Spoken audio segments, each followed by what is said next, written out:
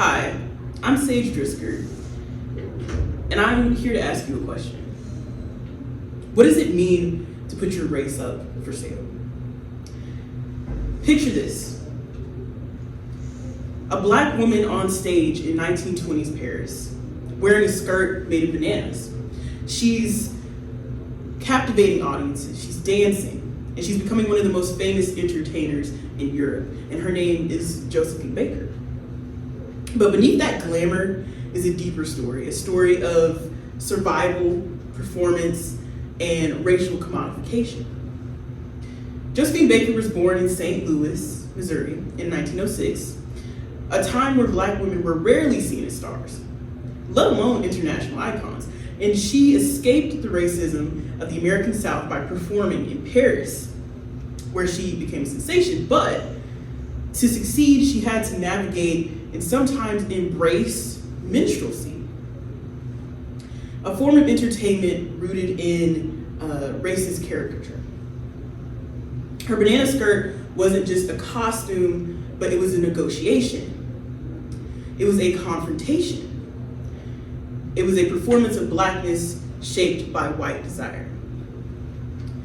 Hence why she's dancing in a banana skirt, in a coconut bra, in what is a jungle-like setting.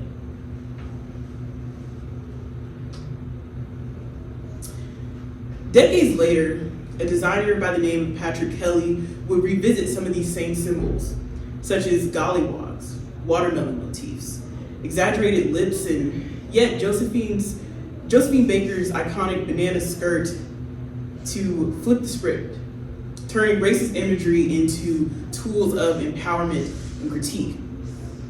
Today, I want to explore how Patrick Kelly used fashion to reclaim offensive black stereotypes, flipping power structures in an industry built on racial commodification.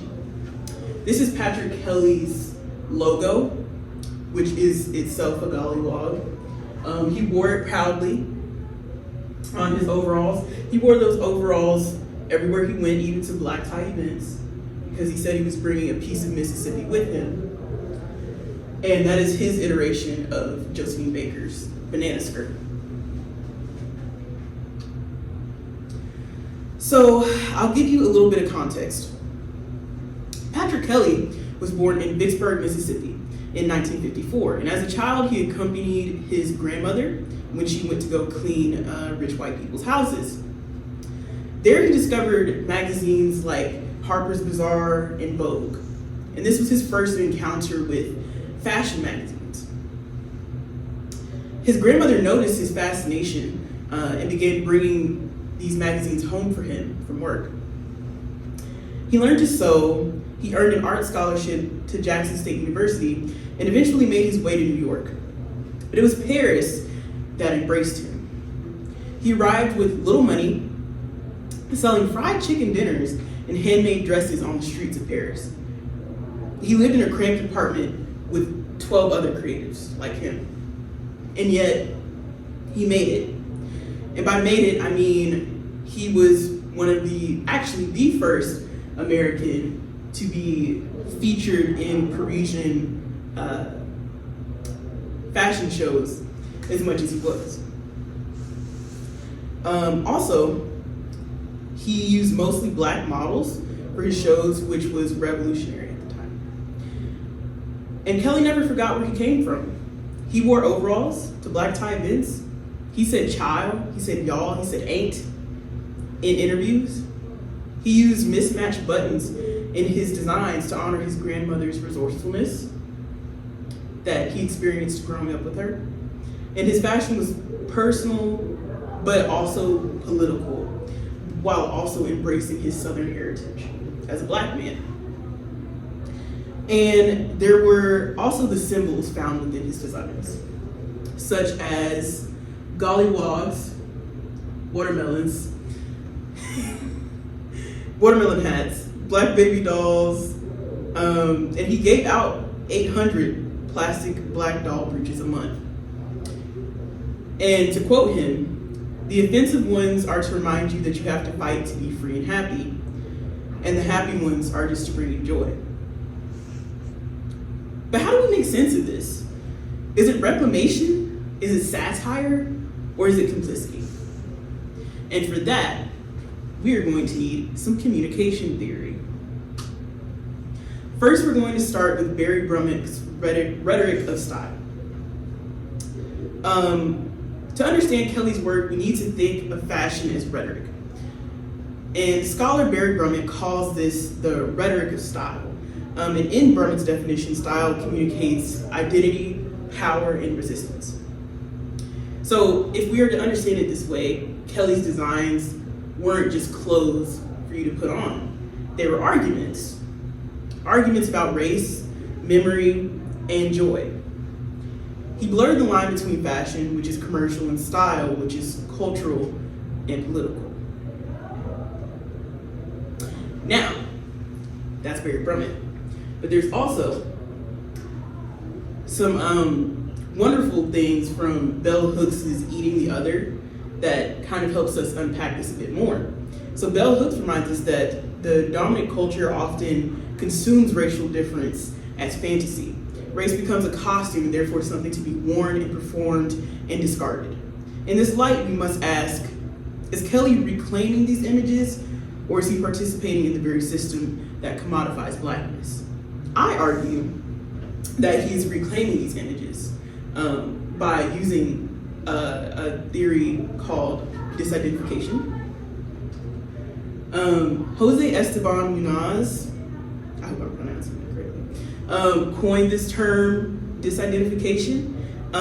It's basically a survival strategy for marginalized people and people coming from marginalized communities to neither fully embrace or reject the dominant culture and dominant representations, but twist them into something new that also ends up respecting their community, the marginalized community, that is. That's what Kelly did. He didn't ignore racist imagery. He didn't reject it outright. He disidentified it. So he collected racist imagery, he reimagined it, and he encouraged us to wear it. Sequoia Barnes, writing for the Met Museum, describes Kelly's aesthetic as a radical black camp, taking images that signify the stain of America's foundations and brutality and turning them into something joyful and something defiant. Now, I'm going to give you a few examples of how he used some of these symbols within his designs. He took symbols meant to degrade and he stitched them into high fashion. So here you see that gollywogs became couture. You see that watermelons became bold prints. And then black baby dolls became tokens of luck and love. And he surrounded himself with black baby dolls. And whenever he would have someone wear his design, he would give them a black baby doll to keep on them as a good luck token. And so these weren't just design choices, they were rhetorical acts. They said, "You will see me. You will reckon with this history, and I will define what it means to be black on my own terms." That's what I'm arguing. So, I would be analyzing the Runway of Love put on by the Philadelphia Museum of Art and later reimagined by the Peabody Essex Museum. And it's basically a retrospective of Patrick Kelly's work. And it includes his pieces, but it also includes some of his sketches that you saw on previous slides. But the exhibit basically has over 75 fully accessorized runway ensembles from 1984 to 1989, alongside videos of Kelly's exuberant fashion shows, photographs, and his personal collection of racist memorabilia. All objects he recontextualized to tell his own story. His designs are rooted in his Southern upbringing, as we discussed, his experiences in the Black and queer club culture, and his love for fashion history. He drew inspiration from Josephine Baker, Coco Chanel, and Elsa Schiaparelli, but also from his grandmother's church dresses and the black dolls he collected. Curator Laura L. Camerlingo explains, Kelly's grandmother introduced him to fashion through Vogue and Harper's Bazaar magazines given to her by her white employers. Her observation that no black women were featured sparked the fashion bug in 6-year-old Kelly, who declared he would design clothes for all women. This personal history shows up in his garments. This is apparent to the button-covered dresses he made, as a direct homage to his grandmother, but also these buttons became like a signature motif found in multiple designs he created, forming hearts, forming gollywogs, and abstract pop patterns on body-hugging knits, as you can see. Kelly's banana skirt ensemble, worn by Pat Cleveland, reimagines Josephine Baker's iconic costume in plastic and wire, and it's a playful yet pointed nod to black eroticism and agency. His Chanel suits use bright tweeds and oversized plastic buttons surrounded by twisted gilt ropes, a satirical riff on haute couture. And even though Kelly referenced fashion history, he also challenged it. He provocatively dressed as a blackamoor for Pierre Egil's photograph and used gollywogs as crest-style logos. And these were aesthetic choices that also functioned as retort blacks, once again. Curator Kibwe Chase Marshall writes that Kelly dared to use his work as a reminder of the ways blackness had historically functioned throughout the world. He had his impudence in plain sight. So Kelly's shows were joyful, but they were also subversive. Petra Slinkard, PEM's Director of Curatorial Affairs, said, on a surface level, what characterizes Patrick Kelly's work is that playfulness, that exuberance in color, the very tactile nature. But on a deeper level, it's a subversive method of communicating what he felt were important issues. And this is Kelly's final collection before he passed away in 1990 from AIDS, unfortunately. He actually created this collection while he was battling AIDS. And they were described as brilliant, colorful, and chaotic, which reflected both his creative energy and the urgency of his message. Kelly once said, if you don't know where you have been in your history, then you don't know where to go. And so the Runway of Love exhibit is basically a visual archive of resistance. It's a celebration of Black joy, but it's also a challenge to the fashion industry's racial and cultural boundaries.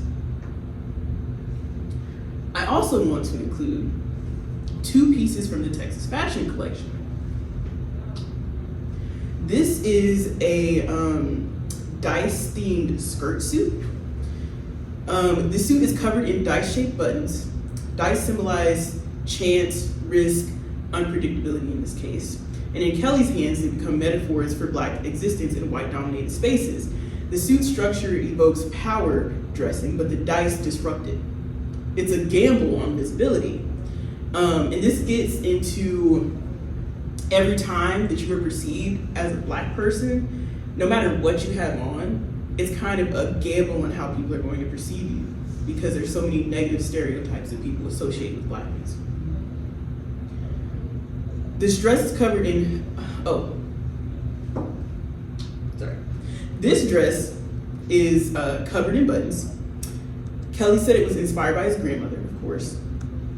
The buttons function as visual representations of memory, labor, and Black Southern heritage, since he's linking it back to his grandmother, but also just linking it back to his profound love for buttons. Petra Slinkard noted, he would begin every show by tagging the wall with red spray paint as a message to his audience that he loves them. And so these garments are love letters, but they're also critiques.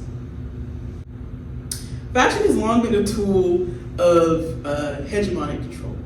And so I feel like to demonstrate how different Patrick Kelly designed his clothes, like even though he used Black caricatures, he did it with love and he did it was trying to make a statement about Blackness in that space. I think we need to compare it to someone who used caricatures in a way that was dangerous and harming. And I think there's no better designer to talk about in that case than Giorgio de Sant'Angelo. So Sant'Angelo created ethnic-inspired collections that exoticize non-Western cultures for white consumption. And to be clear, that is appropriation. Bell Hooks reminds us that the other becomes a site of desire that is exotic, rebellious, spiritual, and yet stripped of its historical and cultural specificity. And I want to emphasize that Kelly did the opposite of this. He reclaimed. He didn't borrow Blackness. He lived it. He styled it, and he made it confrontational. As Bell Hooks writes, the commodification of otherness has been so successful because it is offered as a new delight, more intense, more satisfying than normal ways of doing and feeling. And Kelly's work wasn't about delight, it was about reckoning. In Encoding Fashion, Decoding Identity, scholar N.J. O'Connell writes, Kelly's Southern queer aesthetic destabilizes the white gaze by refusing to sanitize Blackness for mainstream consumption. And Kelly resisted this. He didn't sanitize Blackness, he centered it. And therefore, I argue his work was rhetorical resistance. But we still have to wrestle with the complexity of his work. Does Kelly's use of racist imagery challenge racism or risk reinforcing it? Can self-representation ever escape commodification in a capitalist fashion industry? And what are the limits of satire and reclamation? These are some things I think that can be explored in further investigations on how racialized style is sold to the masses or sold to a select few. Would you wear a stereotype to make a statement? And what if it was your own? These are uncomfortable questions. And that's the point. Kelly's work was not easy. It wasn't palatable. It was provocative and it was messy and it was deeply personal to him and to his specific Black heritage. Patrick Kelly used disidentification to reclaim Black imagery and challenge fashion's racial power dynamics. He turned the runway into a rhetorical battleground where buttons, dolls, and watermelon hats became tools of resistance. Patrick Kelly's legacy is one of joyful resistance. His garments are rhetorical weapons. They speak, they challenge, they love.